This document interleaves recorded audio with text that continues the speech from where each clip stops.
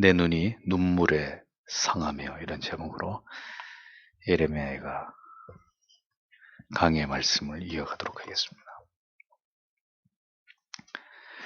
인생 속에서 우리에게 일어나는 일들에 대해서 신자는 어떤 시각과 해석을 가져야 할 것인가의 문제를 우리는 깊이 생각해 볼 필요가 있습니다.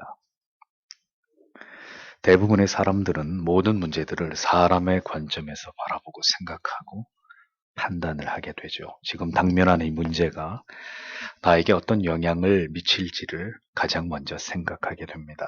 유불리를 항상 먼저 따져보게 되는 것이죠. 이 문제가 나에게 그리고 우리들에게 어떤 어려움과 위험과 불이익과 손해를 입히게 될 것인지를 본능적으로 계산하게 됩니다. 이것은 철저하게 인간의 본능적 관점에서 모든 문제들을 바라보았을 경우입니다. 이것은 무신론적이고 불신앙적인 관점이죠.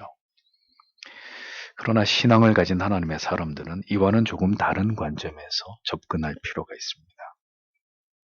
즉, 하나님의 주권과 섭리적 관점으로 우리에게 일어나는 모든 문제들을 바라보기 위해서 신자는 노력해야 됩니다.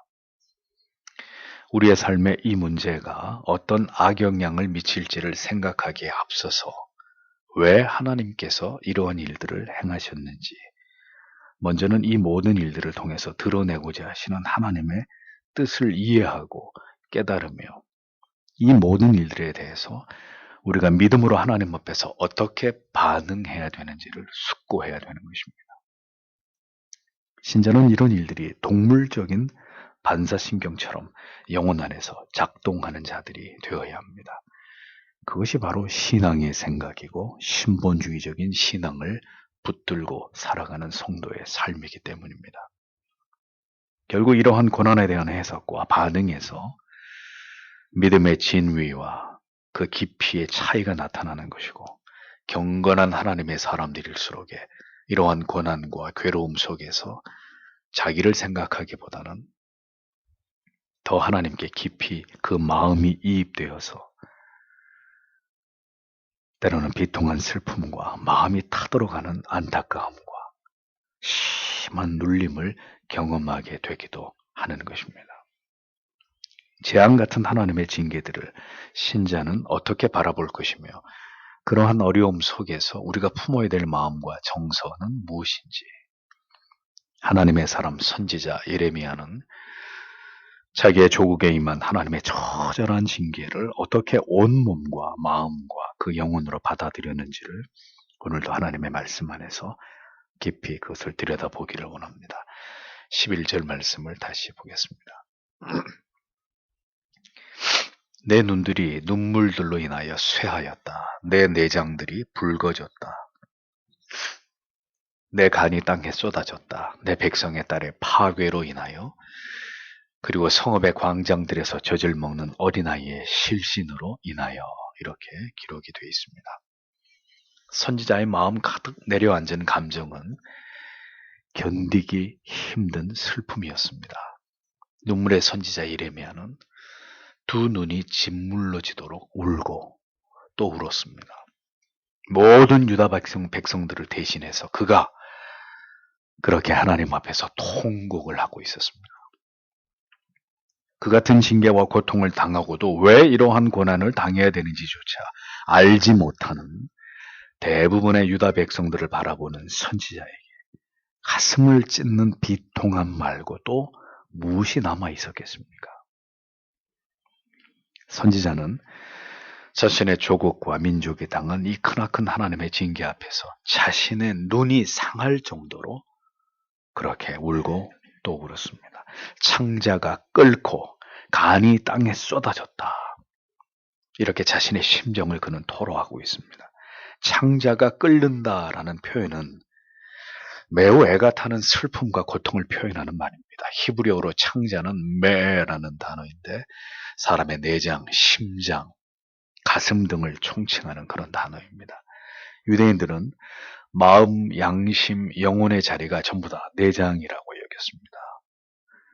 따라서 유다가 당한 이 모든 비극에 대해서 선지자는 자신의 영혼과 마음이 극심한 괴로움과 고통을 당하고 있다는 것을 이렇게 표현하는 것으로 볼 수 있습니다. 간이 쏟아졌다는 표현을 보면 간을 뜻하는 히브리어 케베드는 무겁다라는 이런 의미입니다. 유대인들은 하나님께 제사를 드릴 때 동물의 간을 제물로 드렸죠. 그 부위를 가장 중요한 부분으로 여겼기 때문입니다. 그들은 간을 생명과 감정의 중심으로 여겼습니다. 그러니까 선지자가 창자, 간 이런 장기를 가지고 자기의 감정을 표현한 것은 그만큼 이루 말할 수 없을 만큼의 극심한 마음의 괴로움과 고통과 슬픔을 그가 지금 느끼고 있었다는 것을 의미하는 것입니다. 선지자가 이토록 괴로움과 비통함을 느끼는 이유는 유다의 모든 백성이 철저하게 패망했고 어린 자녀와 젖먹이들이 먹을 것이 없어서 혼절한 이런 비참한 모습들이 선지자의 눈에 들어왔기 때문입니다. 유다와 예루살렘이 당하고 있는 이 참상을 바라보면서 선지자는 하염없이 비통함의 눈물을 흘리고 있었던 것입니다. 세상이 점점 멸망의 길로 향하는 것을 바라보는 신자의 마음과 정서는 지극한 슬픔이어야 합니다.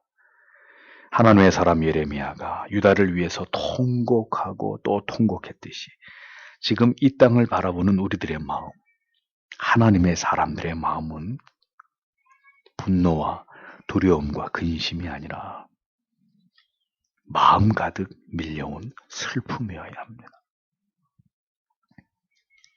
어찌해야 할지, 이 나라를, 이 백성들을 어찌해야 할지 아파하고 또 아파하면서 하나님의 긍휼과 자비를 구하는 그 거룩한 슬픔이 하나님의 사람들의 감정 속에 담겨 있어야 된다는 거죠. 이어지는 12절에 그 비참한 현장이 더 자세하게 묘사됩니다. 그들이 그들의 어머니들에게 말한다. 그들이란 어린아이들을 말하는 거죠. 곡식과 포도주가 어디 있느뇨? 그들이 성읍의 광장들 안에서 꽤 찔린 사람처럼 실신할 때 그들의 영혼이 그들의 어머니들의 가슴 안에 쏟아질 때 이렇게 기록이 되어 있습니다. 어머니 품에 안겨서 먹을 것이 없어 빈사 상태로 죽어가는 아이들이 그 힘없는 목소리로 어머니 먹을 게 도대체 어디에 있습니까? 그렇게 어머니에게 묻고 있는 이 비절참절한 모습을 선지자는 기록하고 있는 거죠. 예루살렘 길거리에 어린 자녀들, 젖먹이들이 그렇게 어머니의 품에 안겨서 죽어가면서 마지막으로 숨을 몰아쉬며 먹을 것을 구하고 있는 그 어린 영혼들의 처참한 모습을 보면서 선지자는 멈출 수 없는 눈물을 쏟아내고 있었던 것입니다. 하나님의 징계의 고통이 어린 영혼들에게까지 관통한 이 기가 막히는 상황을 선지자는 바라보고 있었던 것입니다. 이렇게 하나님의 징계 앞에서 그 처참함을 생생하게 목도하던 예레미야의 마음은 그렇기 때문에 그런 극도의 슬픔으로 녹아내릴 수밖에 없었던 것이죠. 예레미야는 이런 날들이 기어이 오리라는 것을 알고 있었습니다. 그토록 피를 토하는 심정으로 유다의 회개와 돌이킴을 외치며 장차 임할 하나님의 진노를 피하라고 예언했어도 미동도 보이지 않는 유다 백성들을 보면서 선지자는 이미 하나님의 불붙는 징계가 그들에게 임할 것을 분명히 예감하고 있었습니다. 그러나 그럼에도 불구하고 막상 그 일이 유다의 예루살렘에 일어났을 때 선지자는 감정을 억누를 수 없는 그런 슬픔으로 복받쳐 오르고 있었던 것입니다. 어린아이들이 배가 고파서 얼마나 여러 날을 어머니의 품에서 그렇게 울부짖으면서 먹을 것을 달라고 호소했겠습니까? 그러나 시간이 더 지나가면서 그 칭얼거림도 그 보챔도 힘이 없이 잦아들다가 급기야 그 어머니들의 품에서 숨을 거두는 그 어린 생명들의 죽음을 바라보면서 선지자의 마음은 갈갈이 찢겨지는 그런 아픔을 느끼고 있었던 것입니다. 아직 아무것도 모르는 어린아이들과 젖먹이들까지 속수무책으로 하나님의 징계 속에서 죽어가는 것을 바라볼 수밖에 없는 이 끔찍한 슬픔이 예루살렘에 가득 채워져 있는 것을 선지자는 보고 있었다는 것입니다. 그는 철저한 무력감에 이 비극을 지나가고 있는 유다 백성들을 바라보면서 지극히 괴롭고 슬픈 마음을 부여잡으면서 이 글을 써내려갔다는 것입니다. 끝내 돌이키지 않으므로 징계를 받아서 사망으로 끌려가는 하나님의 백성들을 바라보는 선지자의 마음은 견디기 힘든 슬픔과 괴로움으로 가득했던 것입니다. 하염없이 흘러내리는 눈물을 닦으면서 선지자는 그렇게 유다와 예루살렘이 당한 이 모든 상황들을 성경에 기록해 가고 있었던 것입니다. 갈보리 언덕을 오르시던 주님께서는 주님의 뒤를 따르고 있는 큰 무리들의 슬피우는 여인들의 모습들을 보셨습니다. 그리고 자신의 고통은 아랑곳하지 않으시고 주님은 그녀들에게 이렇게 말씀하셨죠. 예루살렘의 딸들아, 나를 위하여 울지 말고 너희와 너희 자녀들을 위해서 울어라. 결국 메시아를 거부하고 멸시한 이스라엘이 로마에 의해서 멸망을 당하게 될 것을 내다보신 주님은 그렇게 고통 속에서조차도 십자가의 모진 고난을 당하고 계시는 자신을 돌아보기보다는 슬퍼하는 많은 무리의 여인들에게, 어머니들에게 그녀들의 미래를 염려하심으로 마지막으로 그렇게 당부하고 계셨던 장면을 볼 수 있습니다. 모든 나에게 임한 고통이 나의 죄로 말미암을 때는 내가 할 수 있는 일이 뭡니까? 내 죄를 회개하는 것입니다. 내 죄로 말미암은 것은 내가 회개하면 돼요. 그런데 우리 자녀들이 우리의 부모님과 그리고 이 나라와 이 민족이 하나님 앞에 죄를 범하게 되면 그로 인해서 지극한 고통을 당하게 되면 우리가 할 수 있는 일이 무엇입니까? 하나님 앞에 나아가서 통곡을 하면서 그들을 대신해서 눈물을 흘리면서 간구하는 것 외에는 우리가 할 수 있는 일이 아무것도 없는 것입니다. 성도 여러분, 자녀들의 영혼을 위해서 하나님 앞에 통곡의 눈물을 쏟아본 적이 얼마나 되십니까? 믿지 않는 가족들 때문에 오늘도 우리의 뺨은 여전히 흥건하게 눈물로 젖어 있습니까? 이 나라를 위해서, 이 한국 교회를 위해서, 지금 이 민족이 행하고 있는 이 모든 악행으로 인해서 아무도 없는 예배당에서 흐느껴 기도해 보신 일이 몇 번이십니까? 우리 모두를 긍휼히 여겨주시기를 우리는 눈물로 기도해야 합니다.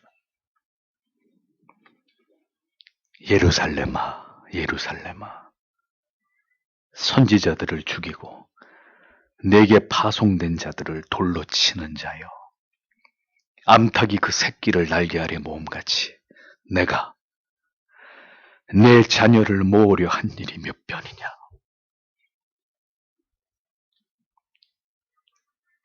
그러나 너희가 원치 아니하였도다. 보라, 너희 집이 황폐하여 버린 바 되리라.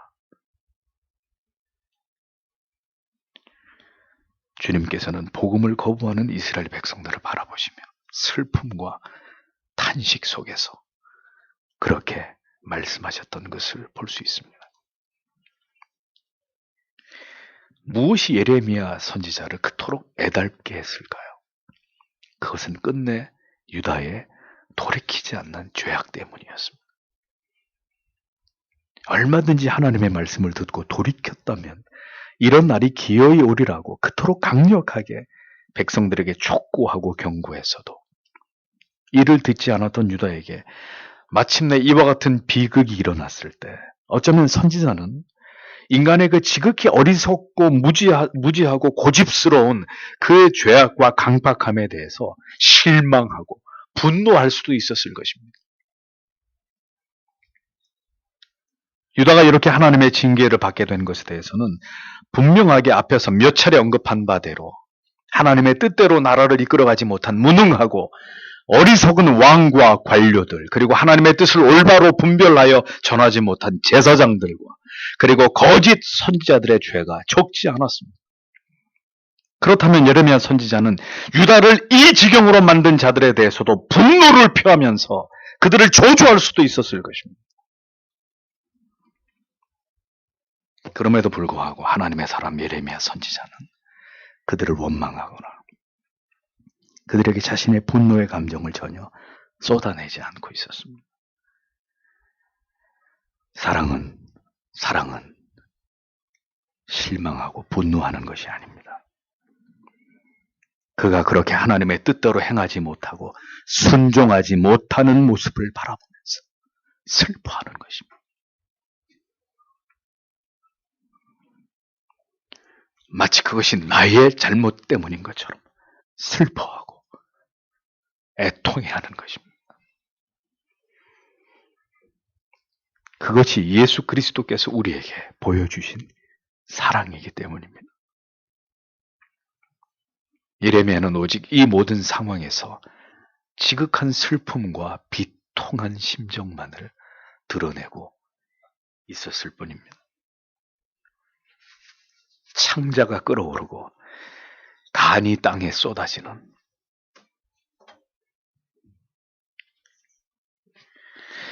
그야말로 애간장이 녹아나는 듯한 극심한 슬픔과 탄식만이 오직 그의 마음을 가득 채우고 있었던 것을 보게 됩니다.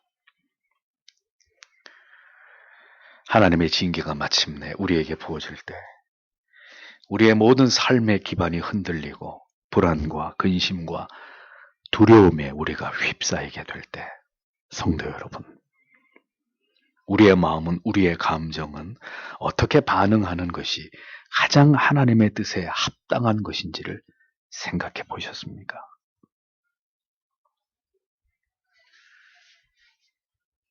정치적인 지도자들과 관료들,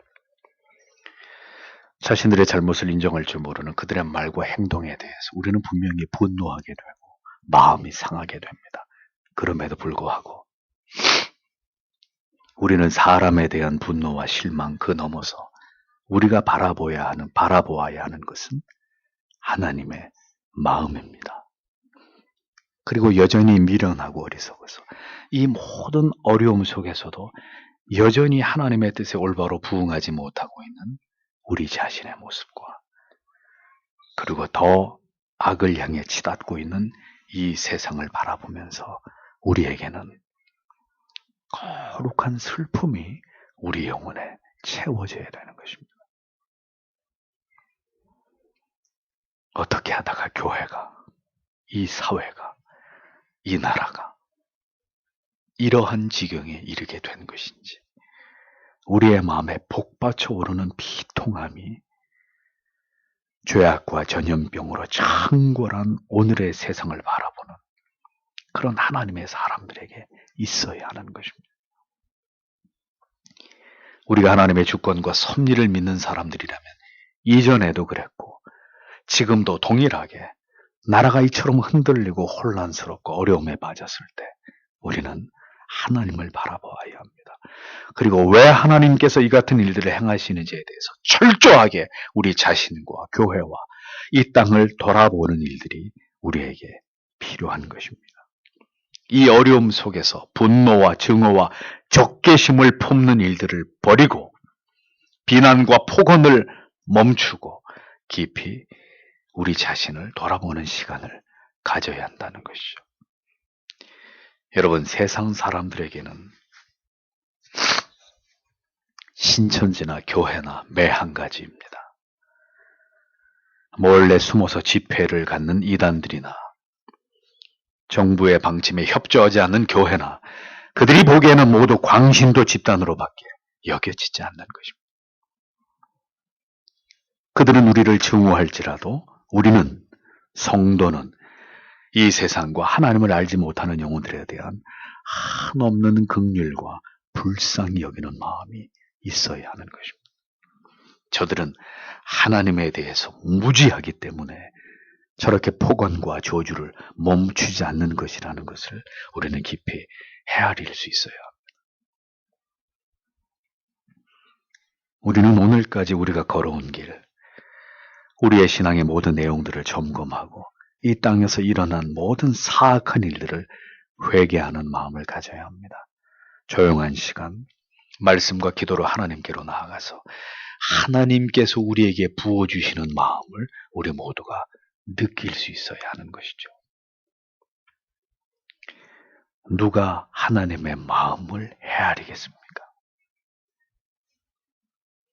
이 시대 속에서, 이 죄악에 관영한 세상 속에서 누가 하나님의 마음을 헤아리려고 하겠습니까? 모두가 두려움과 근심과 염려에 움츠려들고 인간의 힘으로 재앙을 막아보려고 동분서주하지만 그리스도인들은 세상에 하나님을 알지 못하는 자들과 다른 정서와 마음을 가져야 합니다. 우리는 이 모든 재앙을 통해서 하나님께서 우리에게 무엇을 말씀하기 원하시고 우리가 어떤 마음을 하나님을 향해 갖기를 원하시는지 분명하게 초점을 맞춰야 되는 것이죠. 이 모든 일들을 통해서 하나님께서 나타내시고자 하시는, 그분이 이루고자 하시는 뜻을 아는 것에 우리의 마음을 거기에 고정하고 기도해야 합니다. 하나님께서 이 시간을 지나가는 하나님의 사람들의 영혼을 더 겸비하게 하시고 더 우리 자신을 돌아보게 하시는 은혜를 부어주시기를 우리는 소망해야 되는 것이죠. 우리 자신을 비워야 합니다. 정치에 대해서, 세상이 돌아가는 문제에 관해서 조금은 한 발짝 뒤로 물러나서 하나님의 관점으로, 하나님의 마음으로 이 모든 문제들을 바라볼 필요가 있는 것입니다. 신자가 지나치게 정치적인 문제에 관심을 가지고 관여하게 될 때 우리 영혼이 급격히 메말라가고 강팍해지는 것을 여러분 느끼지 못하십니까? 더 기도해야 되지만 우리의 입은 더 거칠어지고 더 온유한 마음으로 지체들을 돌아보아야 하지만 우리의 마음은 더 굳어져 가게 됩니다. 우리에게서 영혼의 기쁨과 위로가 사라져가고 서로를 향한 지체들의 따스한 사랑이 식어가게 되는 것이죠. 세상이 올바른 길로 나아가도록 그리스도인들은 공평과 정의와 사랑을 실행하는 것도 중요하지만 언제나 제일 중요한 것은 우리가 하나님을 뜨겁게 사랑하고 경외하면서 신자의 본분을 지키는 것입니다. 그리고 지금처럼 세상이 혼란스러울 때에는 이 모든 일들을 행하시는 하나님의 뜻을 깨달아서 우리가 겸비한 마음으로 하나님을 찾고 긍휼과 자비를 베풀어 주시기를 기도하는 것이 우리에게 그 무엇보다도 중요한 일이라는 것을 우리는 잊지 말아야 됩니다. 언제든 악인들이 존재했었고 그들은 그 자신들의 악한 일을 의롭게 여기면서 성실하게 그 일들을 수행해 왔었습니다. 우리가 그들로 인해서 분노하고 증오하고 우리의 영혼을 망가뜨릴 이유가 전혀 없는 것이죠. 돌아보아 회개할 죄를 생각하고 우리 자신이 하나님을 올바로 경외하면서 교회가 다시 세상의 등불이 되는 그 본래의 기능을 회복하도록 기도하는 일이 지금으로선 우리에게 가장 중요한 일이라는 것을 잊지 말아야 합니다. 나라의 흥망성쇠가 하나님의 손에 달려있지 않습니까? 이스라엘은 항상 연약했고 항상 소망이 없었습니다. 그러나 그런 이스라엘을 하나님은 붙들고 가셨습니다. 그들이 하나님을 경외했을 때 이웃 열강들이 두려워하는 가장 막강한 나라가 되도록 만들어주시기도 했고 그들이 하나님을 버리고 우상을 숭배하고 사악한 죄를 멈추지 않았을 때 선민 이스라엘이었을지라도 그들을 멸망케 만드셨던 하나님이셨습니다. 이 나라가 올바른 가치를 따라서 자유민주주의 체제를 지켜내게 하실 분도 하나님이시고, 체제와 법이 바뀌면서 이제껏 한 번도 경험하지 못한 교회와 성도가 박해의 현장으로 내몰리게 하실 분도 하나님이십니다. 그런데 우리는 이 위태한 세상에, 이 나라에 살아가고 있으면서 분노하고 증오할 줄만 알았지, 우리의 미래와 우리의 자녀들의 미래를 생각하면서 하나님 앞에서 우리의 영혼을 낮추어 슬퍼하고 애통할 줄 모른다면 우리는 이제 이보다 분명하게 더 험악한 날들을 맞이할 수도 있을 것입니다. 그러므로 성도 여러분, 울어야 합니다. 하나님의 마음이 우리 모두에게 부어져서 하나님 앞에서 애통해야 합니다. 교회가, 성도가 성경의 진리를 쫓아 세상의 빛과 소금의 사명을 다하지 못하고 우리가 복음을 부끄러워하며 살아온 모든 날들에 대해서 우리는 하나님 앞에서 참회해야 합니다.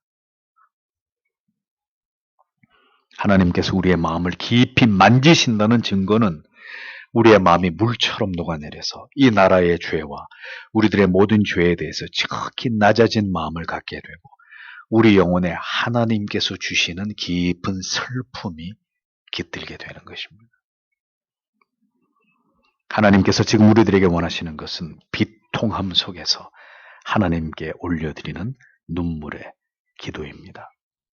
부디 하나님께서 이 땅을 고쳐주시기를, 소생케 해주시기를 기도하면서 모든 교회들이 다시 성경으로 돌아가도록 하나님께서 우리를 흔들어 깨워주시기를 하나님의 사람들은 기도해야 되는 것이죠. 그것이 고난을 지나가는 모든 하나님의 사람들이 품어야 될 마음과 정서라는 것을 하나님의 사람 예레미야는 우리에게 보여주고 있는 것입니다. 13절을 보겠습니다. 예루살렘에 따라 내가 너에게 무엇으로 증거할 것이냐? 내가 너에게 무엇과 같을 것이냐? 시온의 처녀 따라 내가 너에게 무엇으로 일치할 것이냐? 그리고 내가 너를 위로할 것이다. 왜냐하면 너의 파괴가 바다처럼 크기 때문이다. 누가 너를 위해 치료하겠느냐? 이렇게 기록되어 있습니다.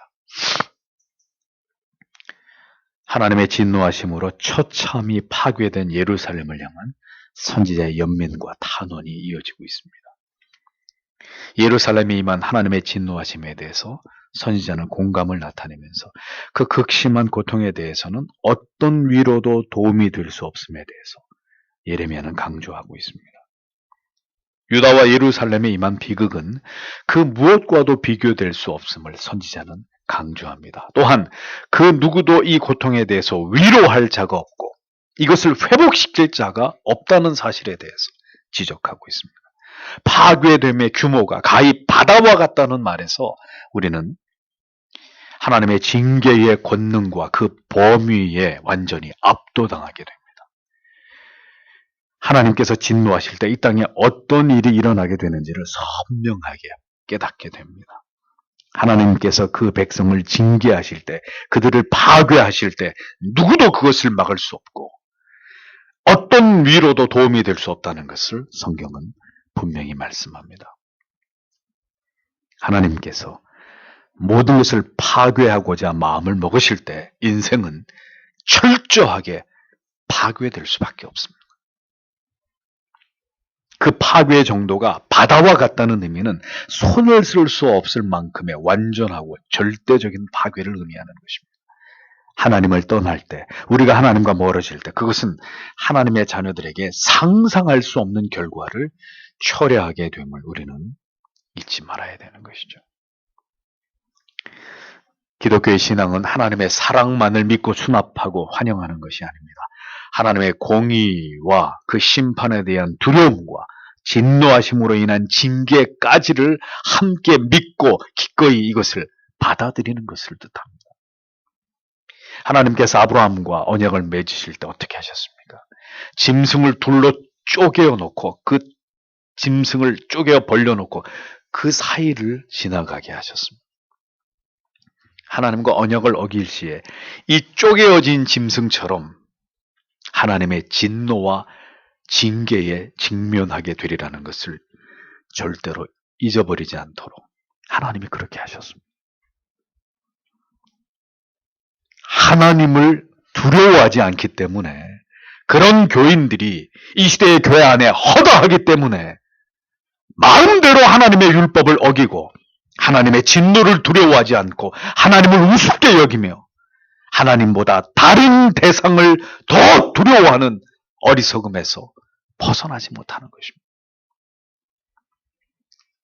주님께서는 말씀하셨습니다. 몸은 죽여도 영혼은 능히 죽이지 못하는 자들을 두려워하지 말고 오직 몸과 영혼을 능히 지옥에 멸하시는 자를 두려워하라고. 마태복음 10장 28절에서 그리스도께서는 말씀하셨습니다. 하나님께로부터 말미암은 재앙과 파괴와 그리고 절망은 그 누구도 막을 수 없습니다. 하나님께서 징벌하실 때 애굽의 모든 장자들은 단 한 사람도 예외 없이 모두 다 죽임을 당했습니다. 어느 곳도 안전하지 않습니다. 전염병을 피해 어느 곳에 있더라도 하나님이 우리를 치시고자 하신다면 우리는 결코 우리와 우리의 자녀들을 지킬 수 없다는 것을 알아야 합니다. 징계의 목적은 완전한 낮아짐, 철저한 회개, 그리고 우리가 아끼고 사랑하던 그 모든 것들에 대한 완전한 상실을 통해서 우리에게 임합니다. 하나님의 징계를 시험해서는 안 됩니다. 그것을 피할 수 있다고 여기는 것 자체가 불신앙입니다. 그 일은 우리에게 매우 두려운 일이 될 것이고 우리의 육체뿐만 아니라 영혼까지 완전한 고통에 이르게 되는 대가를 지불하게 되는 일입니다. 그러므로 그런 날이 이르기 전에 우리가 하나님께로 돌아가고 우리의 영원한 대속주가 되시는 그리스도의 손을 붙잡아야 하는 것이죠. 14절을 보십시오. 내 선지자들이 너에 대해 헛됨과 속이는 것을 보았다. 그리고 그들이 너의 사로잡힘을 회복하기 위해서 내 죄악에 대해 폭로하지 않았다. 그리고 그들이 너에 대해 헛된 발언들과 유혹물들을 보았다. 이렇게 기록이 되어 있습니다.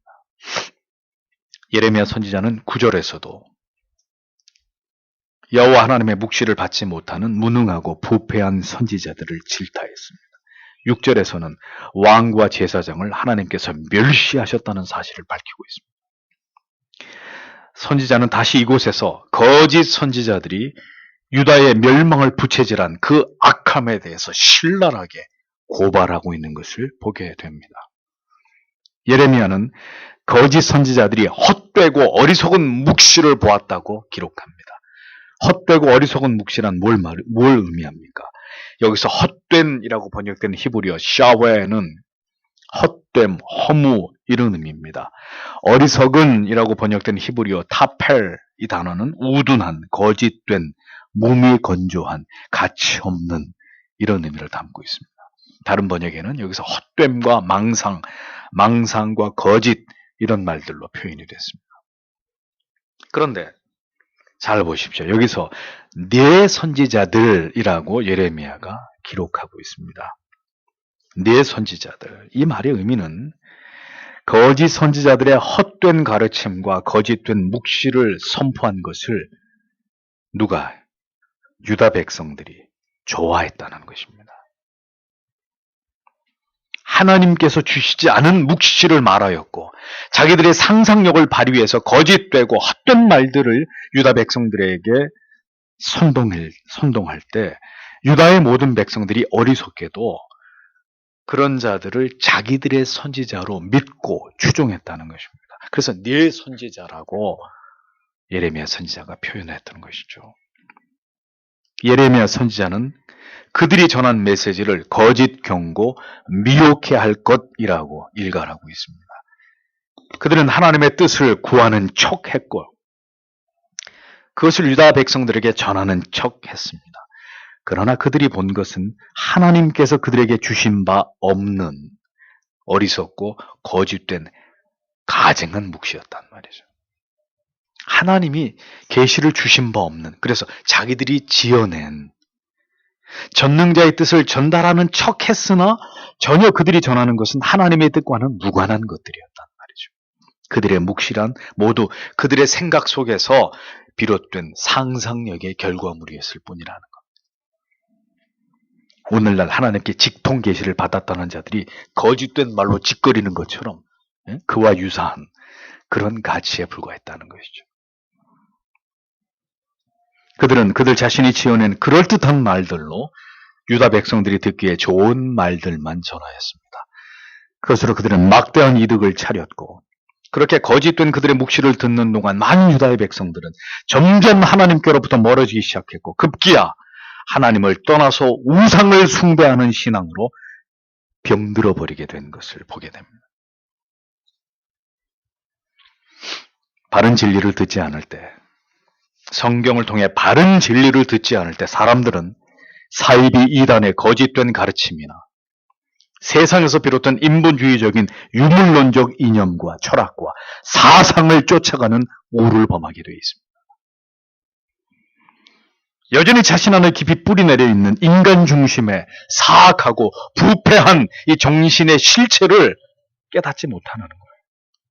하나님을 믿는 것 같지만 사실은 세상에서 교육을 받아온 대로 자기 자신을, 인간을 숭배하고 있을 뿐인 그 무서운 타락한 정신과 사상의 실체를 못 느낀단 말이에요. 그러한 믿음은 절대로 하나님의 뜻을 올바로 추구하거나 그 뜻에 온전히 순복할 수 없습니다. 언제나 사람의 생각과 고집에 사로잡혀 있게 되고 결국 인간을 위한 인간 스스로를 숭배하는 선택으로 배도의 길을 가게 되어 있는 것입니다. 타락한 유다를 만든 것은 이처럼 하나님께서 주신 바 없는 묵시를 마치 하나님께서 주신 것처럼 가증하게 자기들의 생각과 상상을 하나님의 말씀처럼 둔갑시켜 전한 사악한 거짓 선지자들이었습니다. 하나님께서 결국 그들을 보내신 바 없고 그들에게 하나님의 묵시를 알게 하신 바가 없었습니다. 단지 유다의 백성들이 그들을 자신들의 선지자로 세웠고 그들의 입을 통해서 자신들이 듣고 싶은 말들을 들어왔을 뿐입니다. 그리고 그 결과는 패망이었다는 거죠. 하나님의 두려운 진노와 징벌이었다는 것입니다. 여러분, 이것이 얼마나 두려운 말씀입니까? 언제나 하나님의 뜻을 벗어나는 일들이 교회와 성도들에게 일어날 때 거짓된 설교자들이 세워졌기 때문입니다. 하나님의 말씀을 올바로 전하지 않는 거짓된 목회자들과 교회들이 다수를 차지할 때 그 사회와 그 나라는 이처럼 이단들이 득세하고 혼란과 절망 속으로 빠져드는 일들이 일어날 수밖에 없는 것이라는 거죠. 그러한 선지자들을 유다 백성들이 좋아했단 말이죠. 그들을 따랐단 말입니다. 그렇게 자기들을 힘들게 하지 않고 위험에 빠뜨리지 않는 그런 선지자들을 그들이 지지하고 추종했다는 것입니다. 그리고 그 결과는 멸망이었다는 거죠. 하나님께로부터 버림을 받는 것이었다는 겁니다. 선지자들은 백성들에게 그들의 잘못들을 말해주고 그들의 죄를 보여줌으로 그들로 하여금 회개함으로 하나님의 지엄한 심판과 멸망을 막아서야 되는 자들입니다. 그런데 그렇게 하면 그런 선지자들은 백성들의 전폭적인 지지와 인기를 얻는 것이 아니라 그 반대가 되는 것이죠. 모든 것을 다 잃어버리게 되는 것입니다. 그렇기 때문에 거짓 선지자들은 절대로 죄를 꾸짖거나 회개를 촉구하는 법이 없는 것입니다. 항상 백성들이 좋아하는 말들을 전하고 그들의 인기와 지지를 얻는 것입니다. 그들 자신도 백성들과 똑같은 죄를 짓고 있기 때문에 절대로 죄를 말하지 못하는 것입니다. 그러하기에 그들의 메시지는 모두 거짓과 기만이고 결국은 영혼들을 모두 죽음에 이르게 하는 독이 될 수밖에 없는 것입니다.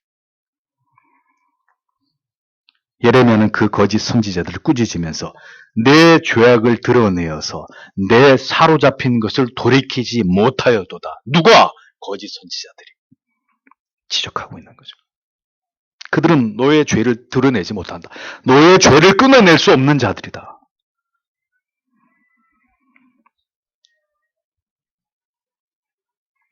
유다의 죄를 그들은 절대로 말하지 않았다는 것입니다.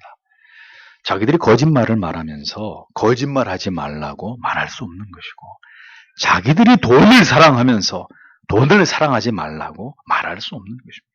자기들이 음행을 행하면서 음란을 멀리하라고 말할 수 없고, 자기들이 온갖 세상의 유혹에 사로잡혀 있으면서 유혹에 묶여 있는 유다 백성들을 그것들로부터 끊어낼 수 없었던 것입니다. 그들은 거짓 선지자들이었던 것이죠.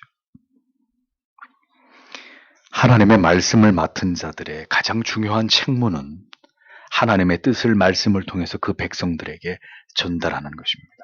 사람의 말을 전하는 것이 아니라 하나님의 말씀을 올바로 선포하는 것입니다. 그 말씀을 통해서 하나님의 백성들이 하나님께서 원하시는 삶과 믿음을 지켜나가도록 하는 것이 하나님의 말씀을 전하는 자들의 가장 중요한 책무입니다. 하나님의 말씀 앞에서 하나님의 사람들을 세워서 그 말씀을 통해서 자신의 죄와 허물을, 무지를 보게 하고 하나님의 나라에 들어갈 때까지 죄와 싸우면서 주 예수 그리스도께로부터 받은 이신칭의의 은혜를 맛보고 유지하며 살아가도록, 그렇게 그들을 기도와 말씀으로 돕는 것이 그리스도의 종된 자들의 사명입니다. 죄악을 드러내고 그렇게 자신이 죄인인 것을 철저하게 깨닫게 되었을 때, 이제 예수 그리스도의 대속하신 은혜 앞으로 나아오도록 그 손을 이끌어 결국 그가 그리스도 안에서 구원과 영생의 기쁨을 맛볼 수 있도록 돕는 것이 목회자에게 가장 중요한 사명이라는 거죠. 그렇게 언제나 하나님 앞에서 겸비하게 만들고 그 은혜와 사랑을 잊지 않게 함으로 살아도 죽어도 주를 위해 하나님의 영광을 위한 하나님의 사람들로 세워가는 일을 가장 중요하게 여기도록 목사는 부름을 받은 사람들입니다. 그들이 그 일을 잘 감당할 때 세상은 그렇게 빛과 소금의 사명을 올바로 감당하는 자들을 통해서 올바로 서 있게 되는 것이고, 그 중요한 일들을 하나님의 말씀을 맡은 자들이 올바로 수행하지 않을 때 교회는 무너지고 신자들은 그 신앙이 변질되고 결국은 배도에 이르고 세상은 멸망의 길로 행할 수밖에 없는 도미노 같은 일들이 일어나게 되는 것입니다. 목사의 한 사람으로 참으로 우려스러운 것은 모든 하나님의 말씀을 가르치는 자들이 모두가 하나님의 말씀을 전한다고 하지만 그 속에 미신적인 신앙, 불건전한 신앙, 여전히 그랬던 세상의 이념과 철학과 사람의 사상에 깊이 영향을 받은 목회자들이 하나님의 말씀을 왜곡되게 전하면서 그 안에 사람의 사상을 담아서 전하는 이런 지극히 위험한 일들이 일어나고 있다는 것입니다. 성도 여러분들은 그것을 올바로 분별하시고 이해하시기가 어렵습니다. 그러나 분명히 오늘날 적지 않은 목사들이 매우 위험한 인본주의적인 사상과 심지어 유물론적인 이념의 노예가 되어 있습니다. 그리고 그러한 목회자들의 영향을 받은 성도들 또한 온전한 복음과 진리를 쫓는 것이 아니라 사람이 우상이 되어버린, 어떤 특정한 사람이 우상이 되어버린 그릇된 사상과 이념 속박에서 벗어나지 못한 채로 아주 왜곡된 신앙생활들을 하고 있는 이런 안타까움을 보게 된다는 거죠.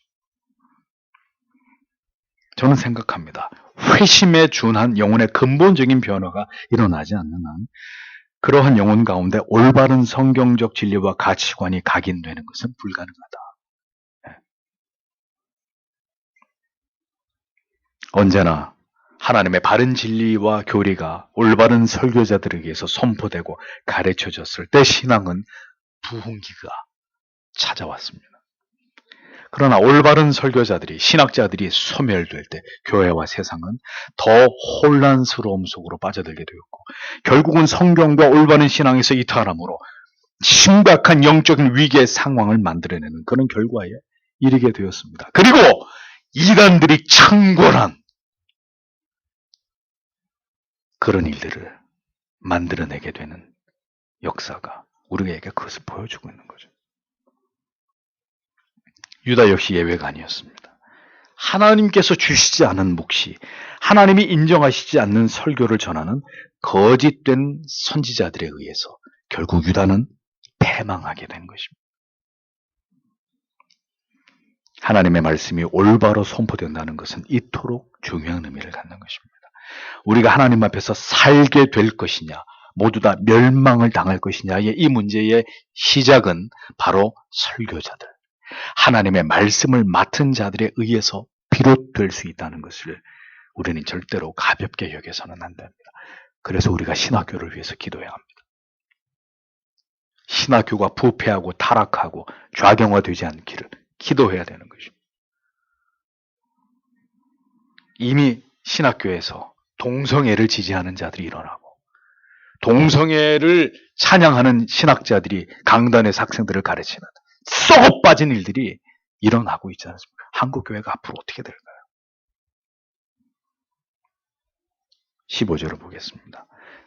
길을 지나가는 모든 자들이 손바닥들로 너를 향해 손뼉을 쳤다. 그들이 비웃으며 코웃음을 냈다. 그리고 그들이 그들의 머리들을 예루살렘의 땅을 향해 흔들었다. 이것이 아름다움이 완전하고 온 땅의 기쁨이라고 그들이 말하는 그 성읍이냐라고 기록하고 있습니다. 예루살렘을 지나가는 모든 이방인들이 멸망당한 예루살렘을 바라보면서 그들이 내뱉는 조롱의 말들을 선지자가 이렇게 기록했습니다.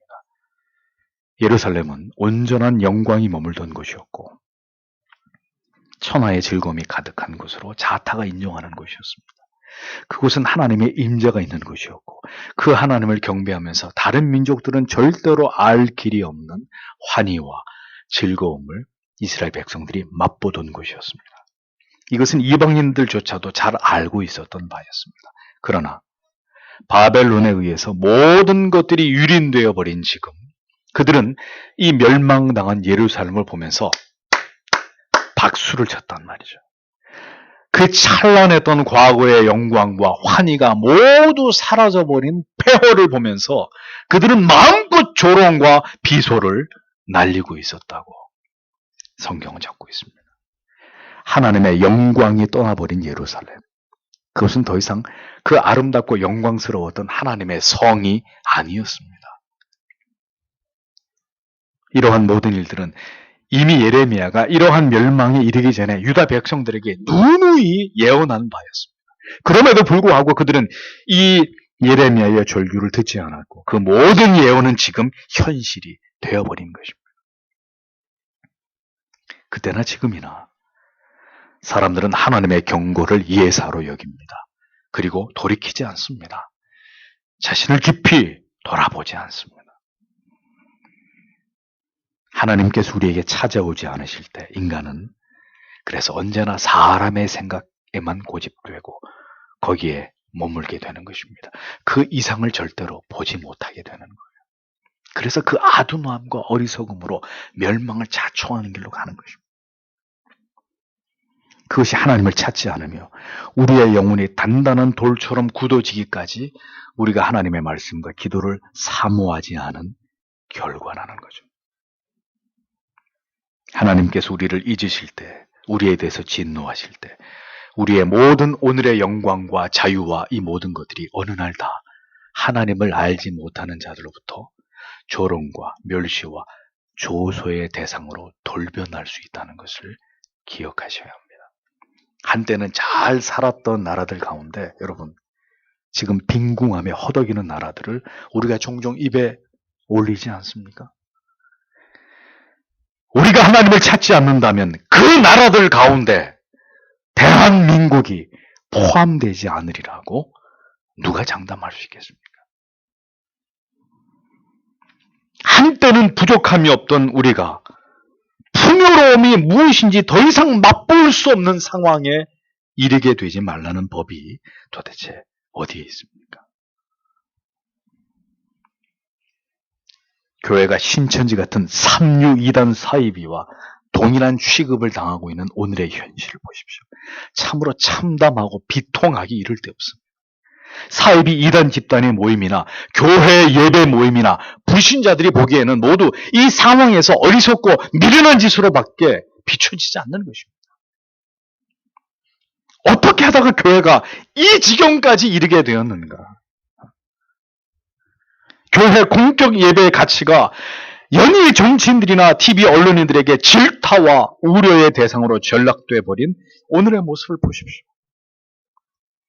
교회가 쉽게 예배를 포기해버리자 불신자들의 입에서도 자연스럽게 영상 예배니 가정 예배니 이런 말들이 어렵지 않게 거론되는 것을 보지 않습니까? 심히 불쾌하기 이를 데 없는 거예요. 도대체 저들이 하나님을 예배하는 것에 대해서 무엇을 알길래 우리의 예배를 그렇게 싸구려로 얘기하느냐 이거죠. 누가 그렇게 만드는 것입니까? 누가? 그리스도인들에게 예배의 가치가 그런 것입니까? 때와 상황에 따라서 예배할 수도 있고 그만하지 않아도 그만인 인터넷으로 예배를 드리고 가족들과 함께 마트에 왔더니 매장에 사람들로 가득 붐비는 모습을 보면서 아이들과 함께 적지 않게 당황했다. 어떤 사람이 글을 올렸어요. 어느 대형교회에서 인터넷으로 예배 중계를 시작하니까 1000명이 접속을 해가지고 동영상으로 예배를 드렸는데 문제는 예배가 채 끝나지도 않았는데 예배가 끝날 쯤 되니까 딱 8명이 남아있더라는 거죠. 믿고 싶지 않은 이런 이야기는 이 시대의 그리스도인들이 가지고 있는 예배의 관념, 예배에 대한 지식에 대한 그 바닥의 수준을 보여주는 것입니다. 단면도죠. 단언코 말씀드리건대 공적 예배를 중지하라고 으름장을 놓는 세상이 문제가 아닙니다. 예배를 우습게 여기고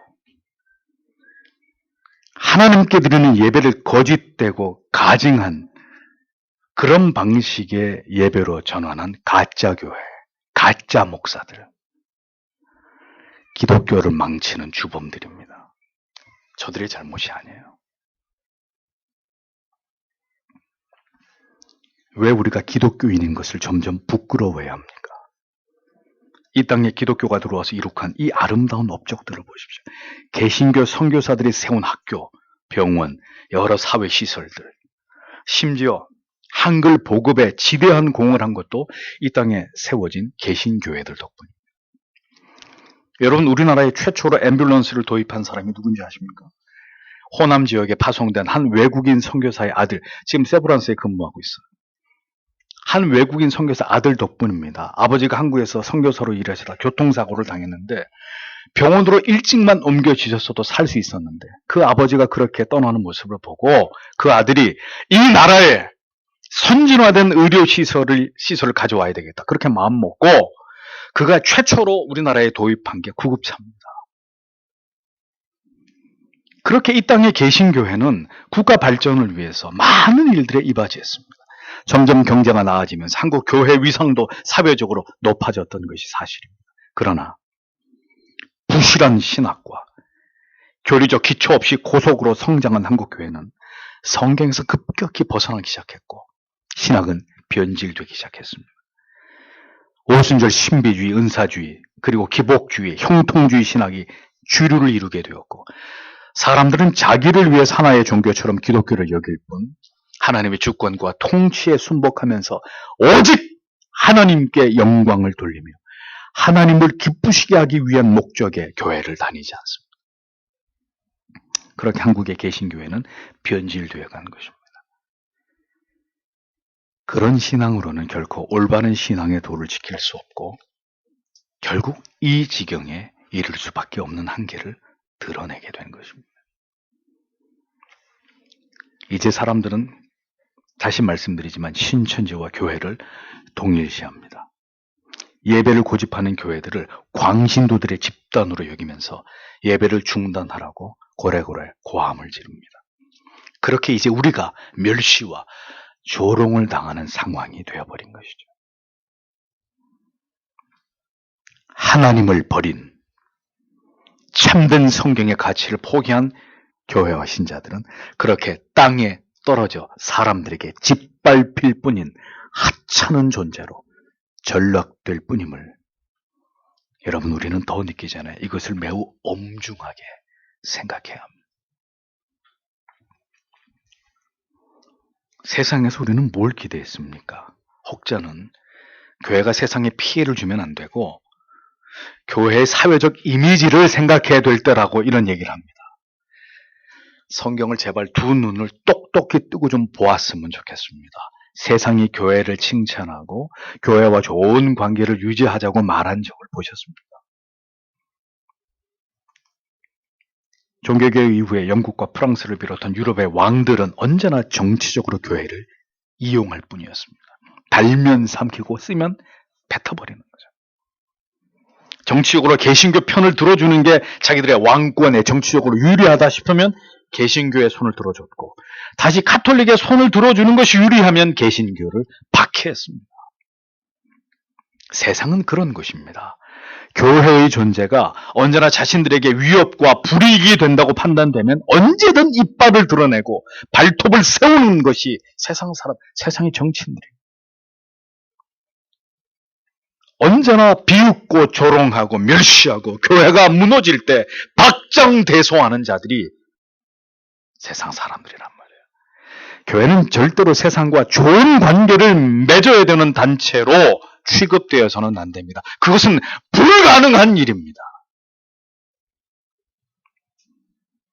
언제나 세상을 선도하고 세상을 꾸짖고 세상을 판단해서 옳은 길로 계도하는 것이, 그렇게 하나님의 통치를 세상 속에 실현하는 신적인 기관이 교회이죠.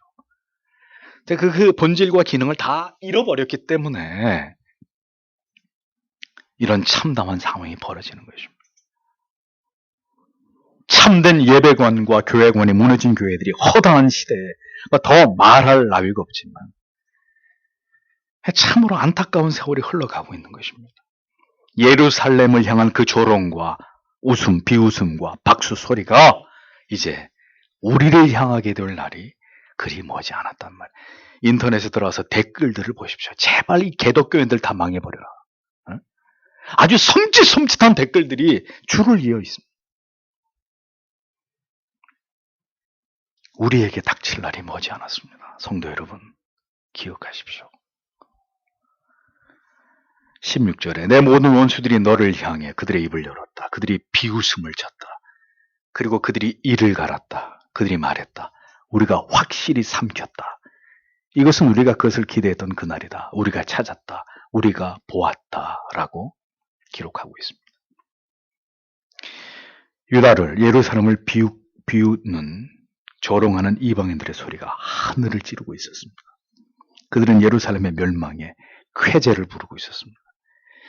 예루살렘의 영광과 그 아름다움을 시기하던 자들이 품고 있던 그 모든 악한 감정들을 이제 그들은 더 이상 감추지 않고 있습니다. 평소 그들이 숨기고 있던 모든 앙심과 비난을, 악의를 이제 예루살렘을 향해서 마구마구 쏟아내고 있었습니다. 그들은 큰 소리를 지르고 있었습니다. 경멸과 분노의 표시로 이를 갈고 비웃음으로 멸망당한 예루살렘을 조롱하고 있었습니다. 그들이 크게 떠드는 말들을 들어보십시오. 비로소 우리가 그들을 모두 삼켜버리게 되었다. 드디어 그런 통쾌한 날이 오고야 말았다. 이제 이 땅의 모든 교회들은 다 사라져버렸다. 우리가 다 그 일을 이루었고 이제 우리가 꿈꾸는 세상을 만들었다. 그게 공산주의자들이 노리는 거 아닙니까?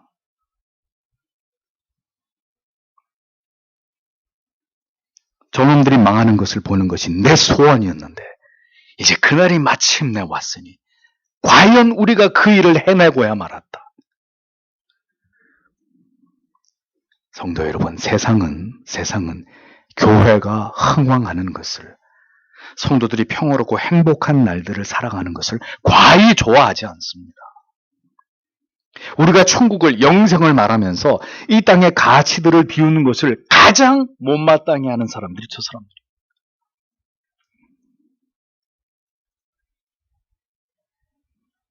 모든 개독들은 사라져라. 교회는 모두 소멸되어야 된다. 그들은 우리 모두의 적이다. 제가 지난주에 읽은 내용입니다. 이것이 세상의 교회에 대해서 품는 마음이에요. 이를 갈고 미워하고 경멸하고 제발 사라져 주기를 바라는 마음. 왜 이토록 이들은 교회를, 그리스도인들을 멸시하고 혐오하고 증오하는 것일까요? 이방인들은 지금 미친 듯이 예루살렘의 멸망을 즐기고 있고 기뻐하고 있고 쾌제를 부르고 있었습니다. 드디어 기다리던 그날이 왔다고. 그들은 하나님의 징계 속에서 산산조각 나버린 예루살렘의 모습을 즐기고 있었습니다. 이것이 하나님께서 우리를 멸하실 때, 우리의 죄를 물으실 때 이 땅에서 교회와 성도들이 세상으로부터 받게 되는 벌입니다. 성도 여러분, 지금이 멸망한 유다와 예루살렘과 많이 다르다고 생각하십니까? 에이, 아직은 그때는 아닌데 이렇게 생각되십니까? 이미 영적으로 볼 때 교회는 그때와 다름없는 사람들의 멸시와 조롱과 분노의 대상이 되어가고 있습니다. 사람들은 교회가 망하기를 바랍니다. 신천지와 같이 없어져야 될 존재들로 우리를 그렇게 생각합니다. 우리를 향해서 소리를 지르고 그 불쾌해하는 표정, 호전적인 태도, 어떻게든 교회가 이 사회에서 없어져 주기를 바라는, 말씀드렸죠?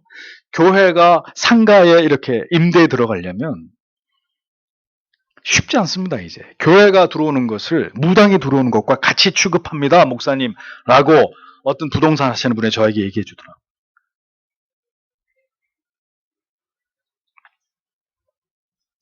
그 누구도 교회 편에 서지 않습니다. 교회를 두둔하거나 이해하려고 하는 사람들은 세상 속에 없습니다.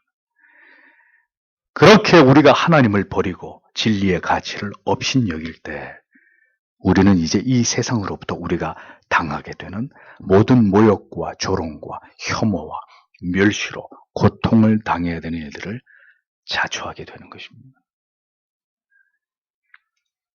왜 이런 일들이 일어나고 있는 것일까요? 그 긴 시간 동안 교회가 성도라 이름하는 자들이 진리로부터, 참된 복음으로부터, 하나님께로부터 벗어나 어리석은 길로, 기복주의에 미친 미신적인 신앙으로 그렇게 미끄러지면서 영적인 쇠퇴와 몰락의 길을 스스로 자초해 왔기 때문입니다. 이것은 어느 한 날 이루어진 것이 아니라 긴 시간 동안 한국교회가 내리막으로 서서히 미끄러지고 있었기 때문입니다. 우리 시대가 이미 그러한 시대로 접어든 것입니다. 성도 여러분, 눈을 뜨셔서 우리가 살아가고 있는 이 세상을 보십시오. 그리고 오늘의 교회의 모습을 보십시오. 세상 사람들이 교회에 대해서 쏟아내고 있는 이 거칠고 포악한 말들과 반응들을 유심히 살펴보십시오. 이미 우리는 이렇게 세상으로부터 모든 차별과 냉대와 편견과 폭언의 대상이 되어가고 있습니다. 우리는 깊이 생각해 보아야 합니다. 왜 오늘의 교회와 그리스도인들이 세상에서 이러한 대우를 받아야만 하는지, 왜 이러한 일들이 조용히 이루어져 왔는지 깊이 우리 자신을 성찰해 보아야 합니다. 예레미야 선지자는 예루살렘에 임한 이 비극을 구석구석 후벼파면서 비극적인 아픔과 그 고통을 더 예리하게 들추어내고 있습니다. 왜 그렇게 하는 것일까요? 그 모든 이유와 원인이 무엇 때문에 비롯된 것인지를 똑똑히 알라는 것입니다. 인간은 어리석고 미련해서 아무리 경고하고 되어질 일들에 대해서 소리 높여 외쳐도 반응을 할 줄 모른단 말입니다. 그러니까 하나님을 인간처럼 생각하는 것입니다. 그런 일들은 절대로 일어나지 않아. 하나님은 그런 분이 아니야. 괜찮아. 그 근거 없는 믿음이 여지없이 깨어지고 마침내 감당기 힘든 환난과 핍박과 고통이 엄습할 때 이제는 바다와 같은 광범위하고 거스릴 수 없는 압도적인 힘에 의해서 모든 것이 산산조각 파괴나는 아픔을 맛보게 될 때 그때서야 우리는 깨닫게 되겠죠. 그 모든 일을 행하시는 분은 여러분 하나님이십니다. 하나님이 자기 백성들에게 그 일을 행하신단 말이에요.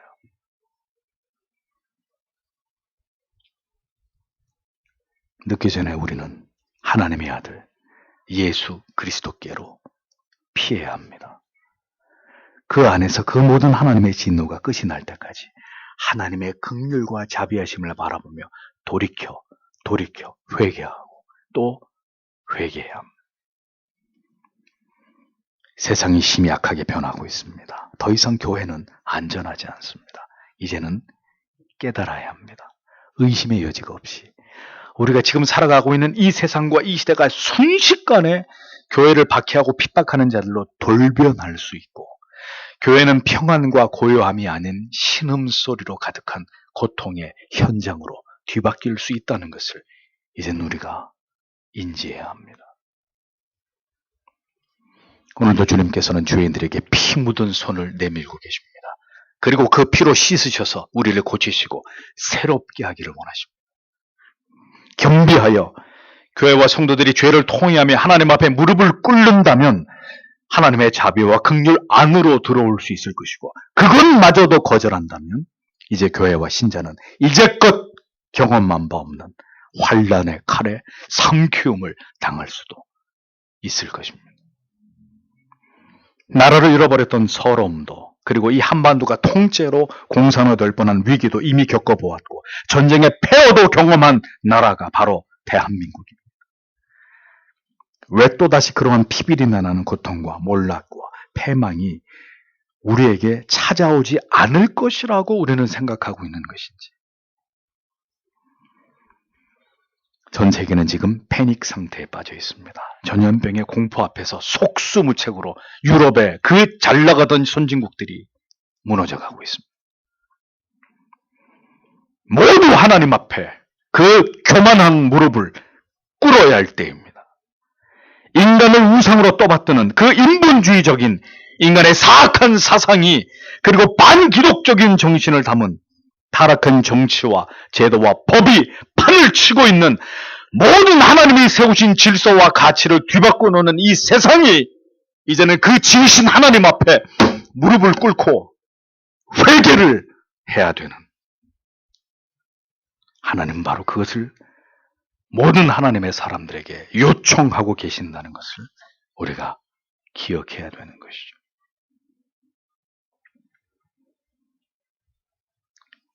이제 하나님께서 교회를 향해서 그 속에 있는 하나님의 사람들에게 외치시고 있습니다. 이 무너져가는 세상 속에서 하나님의 사람들이 곳곳에서 다시 일어나 눈물로 우리 자신과 이 땅의 죄를 회개하고 하나님을 찾고 그 앞에 꿇어 엎드릴 것을 하나님은 지금 우리들에게, 이 땅에 있는 모든 하나님의 사람들에게 요청하고 계십니다. 하나님 앞으로 나아가야 합니다. 우리의 정신과 마음과 영혼 속에 있는 모든 하나님을 향한 불신과 회의와 의심과 반항하려고 하는 마음들을 다 깨뜨려버리고, 우리가 하나님을 사랑하되 하나님만을 사랑하지 않은 것을 철저하게 회개하면서 말씀으로 우리를 새롭게 하시고 다시 고쳐주시기를 기도해야 합니다. 남과 북으로, 그리고 동과 서로 쪼개어져 있는 이 나라를 보십시오. 물고 뜯으면서 우리의 영혼이 황폐되는 것에 시간을 허비하지 마시고, 정령이 살 길을 찾기 원하시거든 우리는 하나님께로, 예수 그리스도의 십자가로 돌아가야 할 것입니다.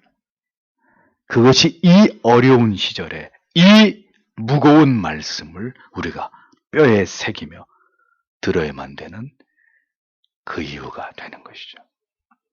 기도하겠습니다.